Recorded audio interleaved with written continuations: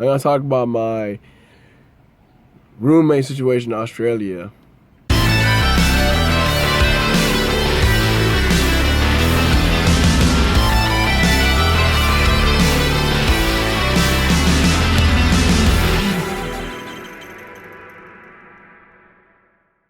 There's 3 ways you can get a accommodation if you're a student studying abroad in Australia. You can stay on campus, that's one way. You can stay out in town, that's 2. And you can also stay in a homestay program where you stay with a family and they'll cook for you, etc., etc. Except you gotta pay more for them to cook for you. I stayed out in town just as a student, and I just cooked for myself for the most part, and that was fine. My roommates were cool. And basically, I had no idea what I was getting myself into because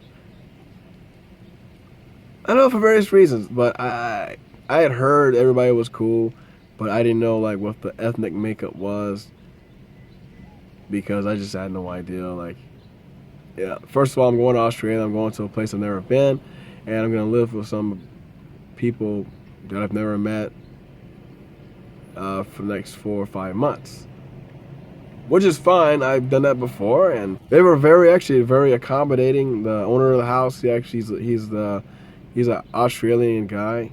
I mean, Australians. He's an Aussie guy, and cool guy. He had these set guidelines basically to make sure everything was good as gold, and make sure people weren't fighting or whatever. Just little things.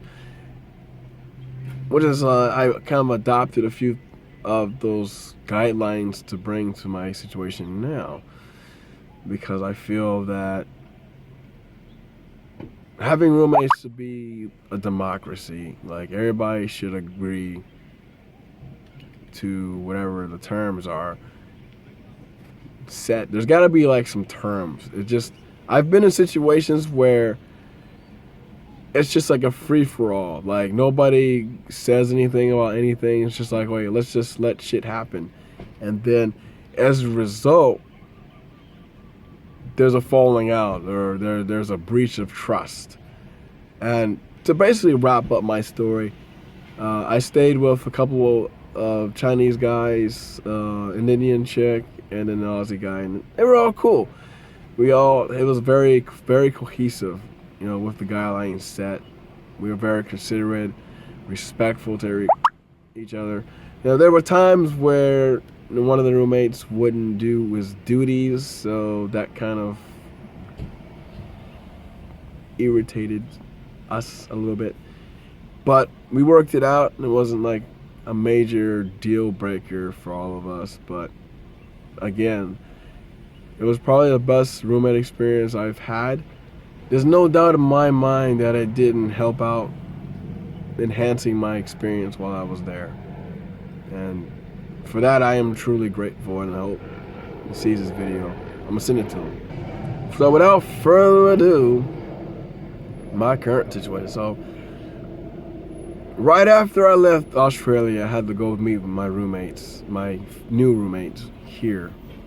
And I normally don't do this, but it's something I had to do because I wasn't here. I was like, okay, I'm not going to get there until whatever date it was. And they agreed. We had a Skype thing, and we talked, we introduced each other and met, we explained what we did, how we make money, etc., etc., etc. And just different things, like different taboos we felt. And we did the same thing face to face, just, make sure. Pretty much I was who I said it was, because it was 3 against 1. It was 3 against me. And apparently all the people they went through that they interviewed for the room just didn't fit the bill. And I fit the bill, and I got it. So I was very grateful because it was my only lead. And I was getting concerned. But at the same time, I was like, I'm holding out. Everything's going to work out. And everything worked out. So we're golden. So this is where I'm going to start with the tip things. So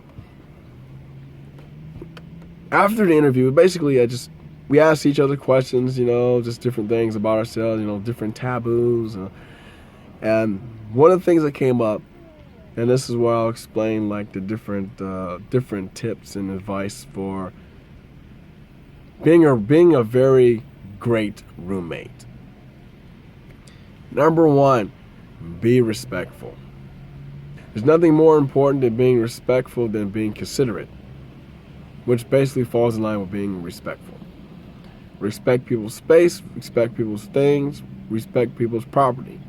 So, eating food, drinking people's beer, major taboo. Major, major, major, major. Don't drink or eat somebody's food. It's not cool at all. Not cool. Major taboo. Number two, be considerate. Again, that goes back to just various elements, like just, consider, like, wash your dishes. Don't leave it out for days and roaches and stuff start eating and stuff, and it still happens to this day, but we're all guilty of doing it sometime or another. But we discipline ourselves to actually get to a point where we just do it automatically without being asked or without somebody else doing it for us. Because to be honest, I don't like doing other people's dishes. I don't like babysitting people. So be considerate. Take care of your own stuff. And also, this comes with washing clothes. This is something that comes up a lot. If for some reason you have to dry your clothes and somebody else's load of clothes are in the dryer, don't just throw it on the ground. Or, be, like I said, be considerate, be respectful. I mean, you wouldn't want somebody to throw your stuff on the ground because they needed to use the dryer when you should have been down there to get your stuff in the first place, right? Am I right? Anyway, be honest. Be truthful.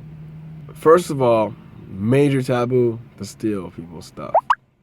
And it's never really happened in the roommate setting that I've been in, because most people that I have lived with have been trustworthy. So I don't need to say more about that, because that should be, everything is pretty much straightforward. Either do it or you don't. Be open. This is the thing that came out in my interview with my new roommates, is to be open. It's better to say something, just be open and say something, versus just let things just happen and then next thing you know, you're screaming bloody murder through the hallway because Joe Schmo left all his dishes out for 20 weeks and nobody said anything about it because it was just irritating the shit out of you for some reason and you didn't say anything. Just stuff like that. I mean, be open, be honest with yourself and other people, so it's not like you're preaching to a wall. Because when you're in a roommate situation, you really want to get along. You want to pretty much be like a family in that setting. And to be a family, you have to be honest and open with people about the situation. If you don't like when somebody leave the toilet seat up, say something. As simple as that. That's pretty much my last point, and that's it.